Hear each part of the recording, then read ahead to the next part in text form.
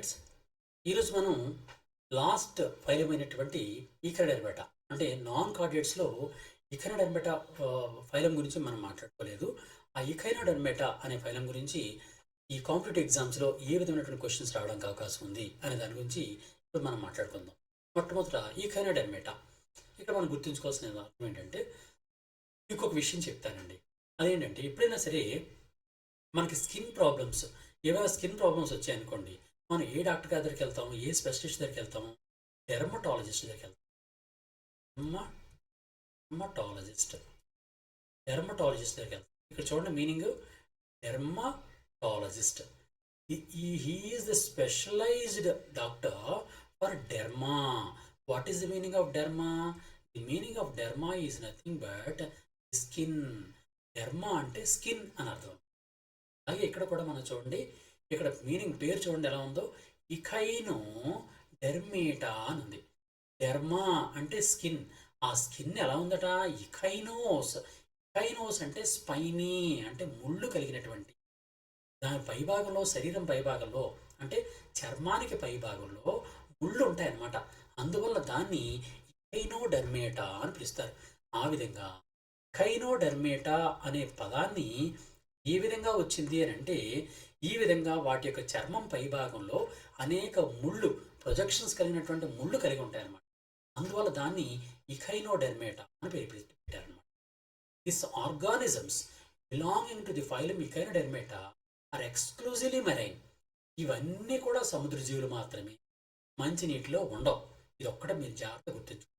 మిగిలినవన్నీ కూడా మంచినీటిలోని, సముద్ర నీటిలోనే ఉంటాయి, లేదా మంచినీటిలోనే ఉంటాయి తప్ప, ఇవి మాత్రం ఇకైనోడెర్మేట్స్ మాత్రం కేవలం సముద్రంలో మాత్రమే ఉంటాయి. ఉండవు గాలిలోనే ఉండవు. These are only marine. Only సముద్ర నీటిలో మాత్రం ఉంటాయి. Till date there have been no traces of any terrestrial or fresh water కానీ, భౌమికమైన అంటే భూమి మీద నివసించేటటువంటి ఇకైనోడెర్మేట్స్ ఎవరూ గుర్తించలేదు. These are multi cellular organisms with well developed organ systems. All the animals belonging to this phylum share the same characteristic features. They are colorful organisms with unique shapes. They are ecologically and geologically very important. The water vascular system present in echinoderms accounts for a gaseous exchange, circulation of nutrients and water. మనం గుర్తుంచుకోవాల్సిన point ఏంటి అంటే, ఇకైనోడెర్మేట్స్ యొక్క ప్రత్యేకత ఏంటి అంటే, ఇవన్నీ కూడా ఒక స్పెషల్ ఆకారంలో ఉంటాయన్నమాట. మీకు ఎగ్జాంపుల్ చెప్తే మీకు ఈజీగా దాని గురించి అర్థం. ఎగ్జాంపుల్ ఏంటంటే స్టార్ ఫిష్. స్టార్ ఫిష్ తెలుసు కదండి. స్టార్ ఫిష్ యొక్క సైంటిఫిక్ నేమ్ ఏంటంటే యాస్టీరియాస్. దీన్ని యాస్టీరియాస్ని స్టార్ ఫిష్ అంటారు. స్టార్ ఫిష్ ఎలా ఉంటుంది? కొంచెం భుజాకృతిలో ఉంటుంది. అంటే 5 భుజాలు కలిగి ఉంటుంది. ఉంటాయి 5 భుజాలు కలిగినటువంటి భాగం. ఇది 5 భుజాలు ఉంటుంది. 5 భుజాలకి మధ్యలో ఒక కెనాల్ ఉంటుందండి. ఇలా ఒక కాలు లాంటి భాగం ఉంటుంది. ఒక కాలులా ఉంటుంది. ఈ విధంగా కాలులో ఉండే భాగం అనేది ప్రతి భుజానికి లోపల భాగంలో, అంటే అన్ని ఇకైనోడెర్మేట్లకు కూడా ఒక కెనాల్ వంటి భాగం ఉంటుంది. ఒక కాలు లాంటి భాగం ఇలా ఉంటుంది. దీన్ని ఏమంటారంటే వాటర్ వాస్క్యులర్ సిస్టమ్ అంటారు. ఈ కెనాలిక్యులర్ స్ట్రక్చర్ని water vascular structure, water vascular system అనిపిస్తారు. వాటర్ వాస్కులర్ సిస్టమ్ ఉండడం అనేది ఈ యానిమల్స్ అంటే ఇకైనోడెర్మేట్ల యొక్క ప్రత్యేక లక్షణం అన్నమాట. ఈ వాటర్ వాస్కులర్ సిస్టమ్ ఇది ఎందుకు పనికి వస్తుందంటే, గ్యాసియస్ ఎక్స్చేంజ్. అంటే గ్యాసియస్ ఎక్స్చేంజ్ అంటే కార్బన్ డైఆక్సైడ్ బయటకు విడిచిపెట్టడం, ఆక్సిజన్ తీసుకోవడం, అంటే రెస్పిరేషన్ పనికి వస్తుంది. అలాగే సర్క్యులేషన్ అంటే రక్త ప్రసరణ పనికి వస్తుంటుంది. అలాగే సర్క్యులేషన్ ఆఫ్ న్యూట్రియంట్స్ అంటే పోషక పదార్థాలు ఒక దగ్గర నుంచి ఒక దగ్గరికి ప్రయాణం చేయడం పనికి వస్తుంటుంది. అంతేకాకుండా వేస్ట్ ఎలిమినేషన్ అంటే వ్యర్థ పదార్థాలను బయటకు పంపించడానికి కూడా ఇది ఉపయోగపడుతుంటుంది అనమాట. ఈ విధంగా వాటర్ వాస్కులర్ సిస్టమ్ ఉండడం అనేది ఈ స్టార్ ఫిష్ల యొక్క ప్రత్యేకత అనమాట. ఇది మనం గుర్తుంచుకోవాల్సినటువంటి ప్రధాన పాయింట్. ఇకైనోడెర్మేట్ల యొక్క స్పెషాలిటీ ఏంటంటే వాటర్ వాస్కులర్ సిస్టమ్ ఉండడం. అంతేకాకుండా ఇవన్నీ కూడా స్టార్ లైక్ అపీరెన్స్. ఒక స్టార్స్ ఉంటాయి కదా, నక్షత్రాలు, నక్షత్రం ఆకారంలో ఉంటాయి. అందువల్ల దీని తెలుగులో ఏమంటారు? స్టార్ ఫిష్ని సముద్ర నక్షత్రము అంటారు. సముద్ర నక్షత్రము దాని పేరేం పేరండి? సముద్ర నక్షత్రం అంటారు అన్నమాట. సముద్ర నక్షత్రం సముద్రం లోపల ఉన్నటువంటి నక్షత్రం అనమాట. దాన్ని స్టార్ ఫిష్ లేదా సముద్ర నక్షత్రం అని పిలుస్తారు. They are exclusively marine animals and spiny skinned, already మనం చెప్పాము. Exhibit organ level of organisation and triploblastic animals, ఇవి కూడా ట్రిప్లోబ్లాస్టిక్గా ఉంటాయి. సీలోమిక్ యాక్టివ్ క్యావిటీ కలిగి ఉంటాయి. అలాగే skeleton is made up of calcium carbonate. చాలా సాధారణంగా మనం చూస్తే దాని స్కెలిటన్ కనిపిస్తుంది, ఇలా పంచభుజాకృతిలో కనిపిస్తుంది కదా. ఇది ఏంటంటే ఒక కాల్షియస్ అంటే కాల్షియం కార్బోనేట్తో తయారైనటువంటి కాల్షియం కార్బోనేట్ CaCO3 కాల్షియం కార్బోనేట్తో తయారైనటువంటి ఈ కాల్షియం కార్బోనేట్తో తయారైనటువంటి స్కెలిటన్ కలిగి ఉంటాయి. అంతేకాకుండా ఇవి కూడా ఓపెన్ సర్క్యులేటరీ సిస్టమ్ కలిగి ఉంటాయి. మనం ఆల్రెడీ చెప్పుకున్నాం, ఓపెన్ సర్క్యులేటరీ సిస్టమ్కి క్లోజ్డ్ సర్క్యులేటరీ సిస్టమ్కి తేడా చెప్పాం. మనుషుల లోపల క్లోజ్డ్ సర్క్యులేటరీ సిస్టమ్ ఉంటుంది. అది అంటే అర్థం ఏంటంటే గుండె దగ్గర నుంచి శరీర భాగాలకి రక్తం అనేది రక్తనాళాల ద్వారా సరఫరా జరుగుతుంది. రక్తనాళాలు ఉంటే దాన్ని క్లోజ్డ్ సర్క్యులేటరీ సిస్టమ్ అనిపిస్తారు.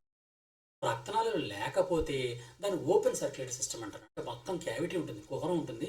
ఆ కుహరం రక్తం ఒకవైపు నుంచి ఒకవైపు నుంచి మరోవైపుకి ప్రయాణం చేస్తుంది అంతే. అదే విధమైనటువంటి ఓపెన్ సర్క్యులేటరీ సిస్టమ్ అనేది ఈకడెర్మాట్స్లో కూడా ఉంటుంది. అంతేకాకుండా దీనిలో గిల్స్ ఉంటాయి, క్లోయికల్ రెస్పిరేషన్ ట్రీస్ ఉంటాయి. ప్రత్యేకంగా శ్వాస వృక్షాలు ఏమంటారంటే శ్వాస వృక్షాలు. ఈ పాయింట్ చాలా జాగ్రత్త. శ్వాస వృక్షాలు అంటే శ్వాస కోసం వృక్షాలు అనమాట, శ్వాసకు ఉపయోగపడేటువంటి వృక్షాలు.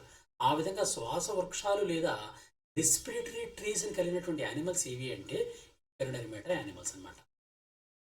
The have a simple radial nervous system, excretory system absent. దీనిలో ఎక్స్క్రిటరీ సిస్టమ్ అనేది ఉండదు. డైరెక్ట్గా వాటర్ వాస్కులర్ సిస్టమ్ ద్వారా బయటకు పంపించడమే తప్ప ఎక్స్క్రిటరీ సిస్టమ్ అనేది ప్రత్యేకంగా విసర్జక వ్యవస్థ అనేది ప్రత్యేకంగా ఉండదు. The body is unsegmented with no distinct head. దీనికి ప్రత్యేకంగా హెడ్ అని లేదా వేరే భాగం అని ఉండదు, కేవలం పంచభుజాకృతిలో ఉంటుంది అంతే, ఒక స్టార్ లాగా. The mouth is present in the ventral side while the anus is present in the dorsal side. Ventral side, dorsal side, పృష్ఠభాగము, ఉదర భాగం. ఈ పృష్ఠభాగము అంటే వెంట్రల్ సైడ్ పృష్ఠభాగంలో మౌత్ ఉంటుంది, వెనకాతల భాగంలో యానస్ అనే భాగం. ఈ విధంగా వెంట్రల్ సైడ్ అనేది మౌత్, డార్సల్ సైడ్ యానస్తో కలిగినటువంటి ఈ జీవులు ఈ విధంగా ఉంటాయన్నమాట. అంతేకాకుండా వీటిలో ప్రత్యేకంగా చూ ఫీట్ అనే భాగాలు ఉంటాయి. ఫర్ ఎగ్జాంపుల్ దీనిలో పంచభుజాకృతి వేసాం కదండి, ఒక భుజం ఇలా వేసాం అనుకోండి, ఇలా ఒక భుజం ఉంది. ఈ భుజానికి ఒక ప్రత్యేకమైనటువంటి చూ ఫీట్ అనే భాగాలు ఉంటాయి. ఆ చూ ఫీట్ ఎలా ఉంటాయంటే ఇలా ఉంటాయి. చూ ఫీట్ అంటే వీటిని ట్యూబ్స్ లాంటి ఫీట్ ఉంటాయి. ఇవి నడవడానికి పనికొస్తాయి. నడవడానికి పనికొస్తుంటాయి. వీటికి సక్కర్స్ ఉంటాయి, అంటే అతుక్కోవడానికి పనికొస్తుంటాయి పట్టుకోవడానికి. అంతేకాకుండా ఆహారాన్ని సంపాదించడానికి, ఆహారాన్ని పట్టుకోవడానికి, ఇవన్నిటి కూడా ప్రత్యేకంగా వీటికి ఉన్నటువంటి పాదాలని ట్యూబ్ ఫీట్ అంటారు. ఈ ట్యూబ్ ఫీట్ ఉండడం కూడా ఇకర్డెర్మాటా యానిమల్స్ యొక్క ప్రత్యేకత. They reproduce sexually through gamete fusion, asexually through regeneration, and fertilization is external. The development is indirect. Indirect development is సాధారణ, and they process power of regeneration కూడా కలిగి ఉంటాయి. అందుకే రీజనరేషన్ అంటే ఏంటో చూద్దాం. ఫర్ ఎగ్జాంపుల్ ఎప్పుడైనా సరే మీరు ఈ స్టార్ ఫిష్ ఇలా ఉందనుకోండి, మనం ఆల్రెడీ చెప్పుకున్నాం కదండి, స్టార్ ఫిష్ అనేది, ఈ స్టార్ ఫిష్ ఇలా ఉంది. ఈ స్టార్ ఫిష్ అనేది ఇలా స్టార్ ఫిష్ ఉంది. ఈ స్టార్ ఫిష్కి ఒక భుజం కట్ చేస్తాం అనుకోండి, ఈ ముక్క కట్ అయిపోయింది, కట్ అయిపోయింది, పోతే కొన్ని రోజుల్లోనే మళ్ళీ దీన్ని రీజనరేట్ చేసుకోగలుగుతుంది. ఇది మళ్ళీ పూర్తిగా మళ్ళీ కొత్త ఫామ్ అయిపోతుంది. ఇది ఏది కట్ చేసినా సరే మధ్యపాటు తప్ప మిగిలిన ఏ భుజాన్ని కట్ చేసినా సరే తిరిగి ఏర్పాటు చేసుకునే గుణాన్ని కలిగి ఉంటుంది. ఆ విధంగా తన యొక్క శరీర భాగాల్ని తిరిగి ఏర్పాటు చేసుకుని అభివృద్ధి పరుచుకునేటటువంటి గుణాన్ని రీజనరేషన్ అంటారన్నమాట. ఈ విధంగా ఈ యానిమల్స్, ఎకనోడెర్మా యానిమల్స్ అన్నీ కూడా పవర్ ఆఫ్ రీజనరేషన్ కలిగి ఉంటాయి. రీజనరేషన్ మళ్ళీ పునరుత్పత్తి చేసేటటువంటి గుణాన్ని కలిగి ఉంటాయి. తెలుగులో ఏమంటారంటే దాన్ని పునరుత్పత్తి అంటారు. పునరుత్పత్తి చేసేటువంటి శక్తిని కలిగి ఉంటాయి. అంతేకాకుండా వీటికి సెన్స్ ఆర్గాన్స్ ఉంటాయి.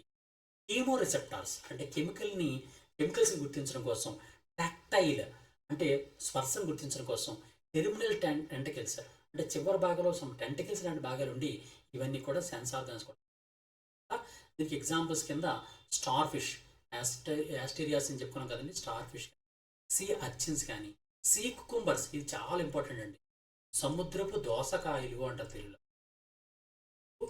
దోసకాయలు, సముద్రపు దోసకాయలు ఏ వర్గానికి చెందినవి అంటే ఇకనోడెర్మాటాకి చెందినవి. అలాగే బ్రిటిల్ స్టార్స్ అనే బాగా ఉంటాయి. ఆ బ్రిటిల్ స్టార్స్ కూడా ఇకడర్మటిక్ చెందుతాయి అన్నమాట. ఈ విధంగా starfish, sea urchin, sea cucumbers, brittle stars ఇవన్నీ కూడా ఇకడర్మటిక్ చెందినటువంటి. ఈ విధంగా ఇకడర్మాటా జీవుల నుంచి కొన్ని క్వశ్చన్స్ చాలాసార్లు క్వశ్చన్స్ వస్తుంటాయి. ఇలాంటి క్వశ్చన్లు మ్యాక్సిమం వచ్చాయి. మనం నెక్స్ట్ క్లాస్లో మనం ఈ వీటి మీద వచ్చేటటువంటి ప్రీవియస్ క్వశ్చన్స్ లాస్ట్ టైం ఏ క్వశ్చన్లు వచ్చాయనే దాని గురించి మనం మాట్లాడుకుందాం. అలాగే భవిష్యత్తులో ఎలాంటి క్వశ్చన్లు రావడానికి అవకాశం ఉంది అనే దాని గురించి కూడా మాట్లాడుకుందాం. మీరు మిత్రులారా తప్పనిసరిగా మన ఏకలవ్య గురించి మీ మిత్రులందరికీ తెలియజేయండి. ఏవైనా సరే మీకు డౌట్లు ఉంటే కామెంట్ రూపంలో తెలియజేయండి.